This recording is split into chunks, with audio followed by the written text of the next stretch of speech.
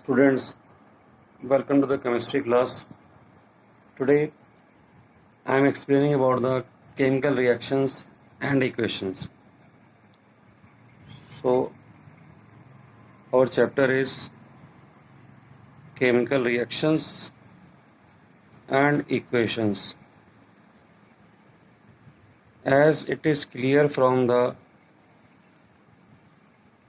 topic, we will talk about some chemical reactions, then we will write about the equations.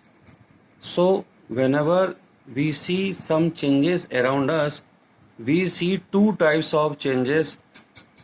One is the physical change, जो हमें दिखाई देता है अपने daily life में. Physical change में आप देखते हैं जैसे मेल्टिंग ऑफ आइस है, मेल्टिंग ऑफ आइस है और इवेपोरेशन है, अगर हम कह सकते हैं वाटर का, या dissolution of sugar.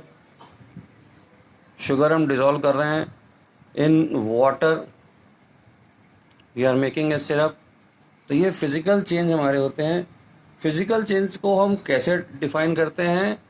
There is no new chemical substance, no new chemical substance is formed.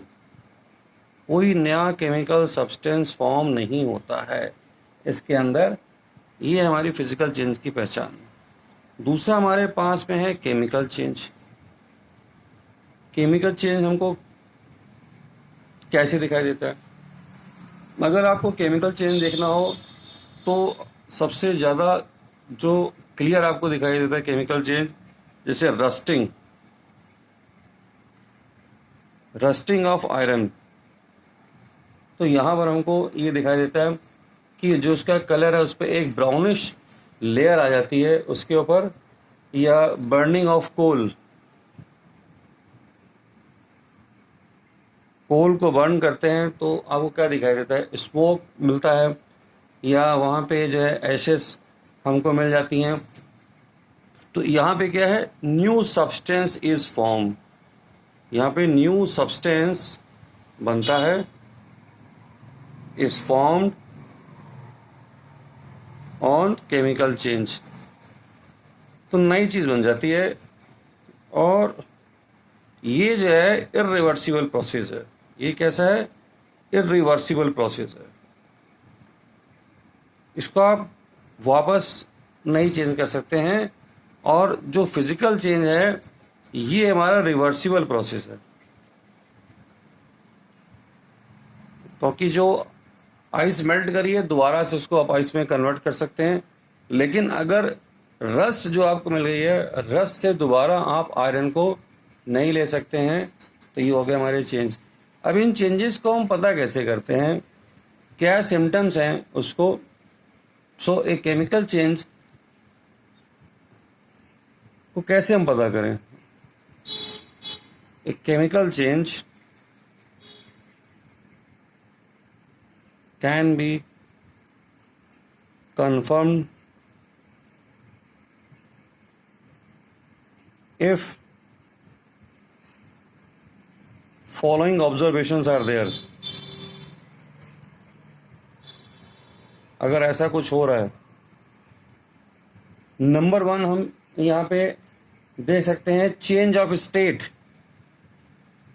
Chemical change की पहचान है चेंज ऑफ स्टेट. यहाँ पर अब चेंज ऑफ स्टेट में जैसे क्या है, वैक्स है, उसकी अगर बर्निंग करते हैं, कैंडल जैसे बर्न करते हैं, तो क्या है? Burning of wax. वहाँ पर आपको दिखाई देता है. और वो मिलता है क्या से? कार्बन डाइऑक्साइड मिलती है वहाँ से और वाटर मिलता है. चेंज ऑफ स्टेट के अलावा हम देख सकते हैं change of colour. Change of colour आपको मिलेगा. चेंज ऑफ कलर में अगर कोई रिएक्शंस हम देख रहे हैं तो जैसे सिल्वर है, सिल्वर जो हमारे ऑर्नामेंट्स हैं ये turn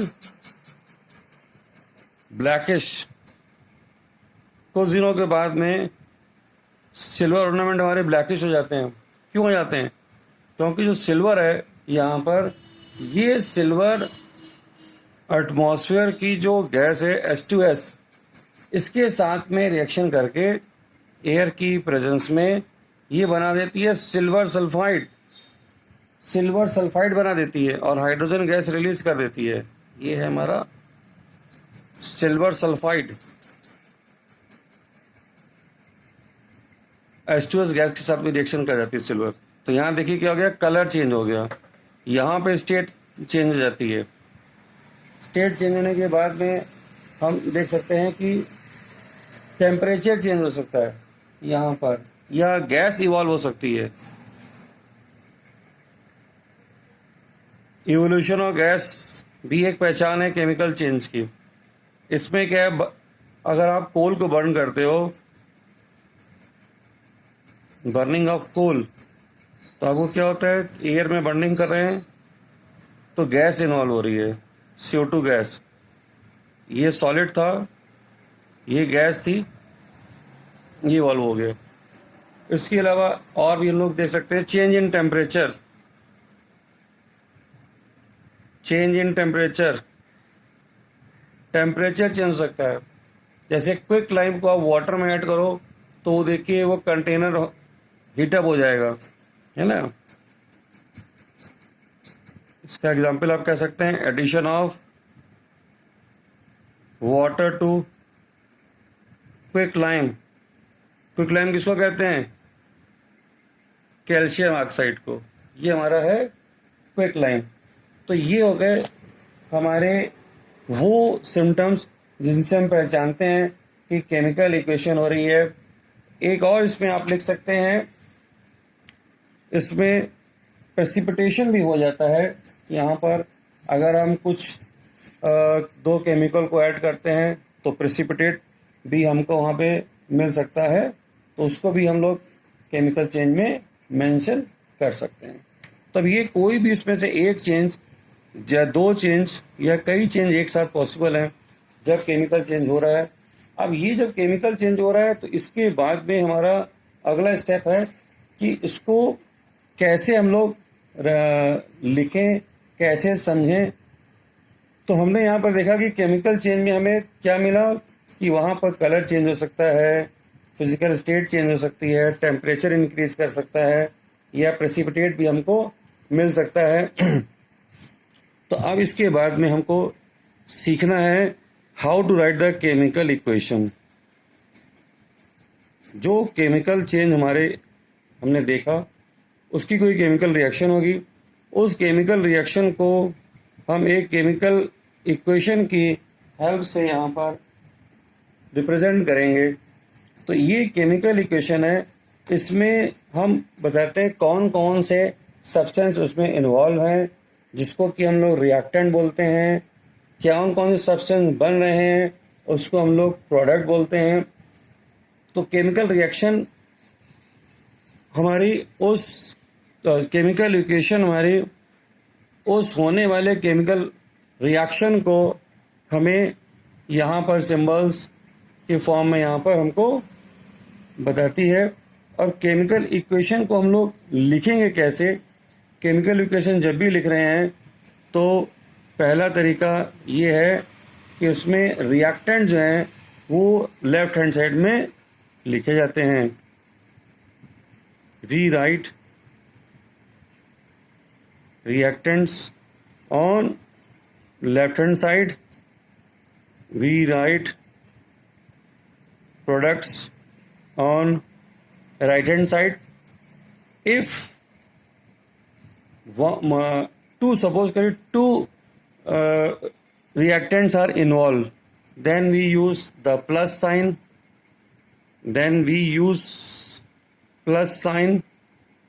if two reactants are there or if two products are formed. इसके अलावा we put arrow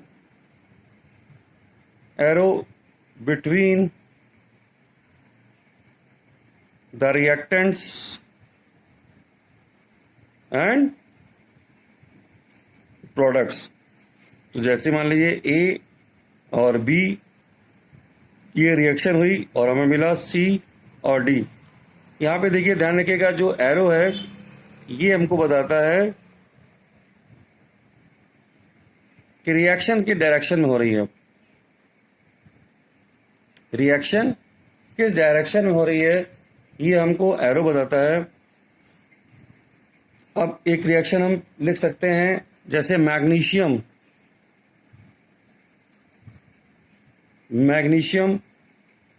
ऑक्सीजन के साथ में रिएक्शन कर रही है और हमको मिल रहा है मैग्नीशियम ऑक्साइड। हमको मिल गया मैग्नीशियम ऑक्साइड यहाँ पर। तो ये हमने केमिकल रिएक्शन को सीख लिया कैसे लिखा जाता है। अब ये जो केमिकल रिएक्शन है इसको लिखने के कई तरीके हैं। केमिकल रिएक्शन को हम लोग कई तरीके से लिख सकते हैं। इसमें हम लोग एक्सप्लेनेटरी मेथड, यानी कि जहाँ पर हम केवल methods of writing chemical equation कैसे लिख सकते हैं। एक मेथड है जिसको बोलते हैं एक्सप्लेनेटरी मेथड, एक्सप्लेनेटरी मेथड। दूसरा मेथड क्या है हमारा, वर्ड इक्वेशन। और तीसरा मेथड हमारा है केमिकल इक्वेशन। तो जो हमारी जो केमिकल रिएक्शन थी, सॉरी ये केमिकल रिएक्शन है। केमिकल रिएक्शन को बताने के तीन तरीके हैं, एक्सप्लेनेटरी मेथड है, वर्ड इक्वेशन है और केमिकल रिएक्शन। तो ये जो हमने लिखी है ये हमारी है वर्ड इक्वेशन। इसी को हम लोग जब सिंबल्स की फॉर्म में रिप्रेजेंट कर देते हैं तो ये बन जाती है हमारी केमिकल रिएक्शन। सिंपली अगर मैं इसको लिख दूं Mg+O2 इक्वल टू MgO2, ये हमारी हो गई केमिकल इक्वेशन। अब ये इक्वेशन में हम देखें कि लेफ्ट और राइट में नंबर ऑफ एटम्स यहाँ पे बैलेंस नहीं है। इस सिचुएशन में ये इक्वेशन हमारी कहलाती है स्केलेटन इक्वेशन। तो क्या बोलते हैं, unbalanced chemical equation is known as skeleton equation. तो इसको स्केलेटन इक्वेशन कहते हैं। अब स्केलेटन इक्वेशन हमें मिल गई, हमें इसको जो है बैलेंस करना है। ये हमारा एक बहुत इंपॉर्टेंट टास्क है जो हम सीखेंगे यहाँ पर, इक्वेशन को बैलेंस कैसे करते हैं। Balance chemical equation.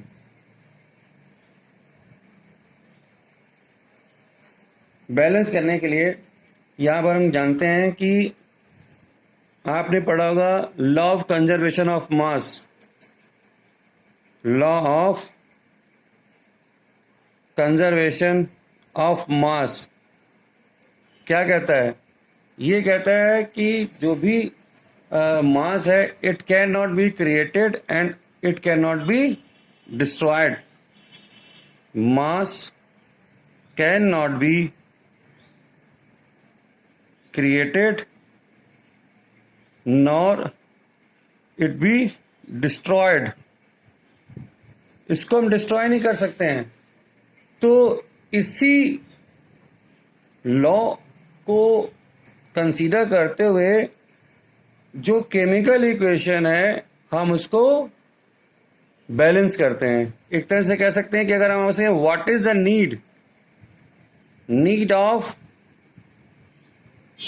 Balancing the chemical equation. आपसे क्वेश्चन पूछेगा कोई कि बताइए केमिकल इक्वेशन को बैलेंस करने की नीड क्या है, यहां पर क्या नीड क्या है इसको। तो हम बोलेंगे कि need of balancing the chemical equation because law by the law of conservation of mass.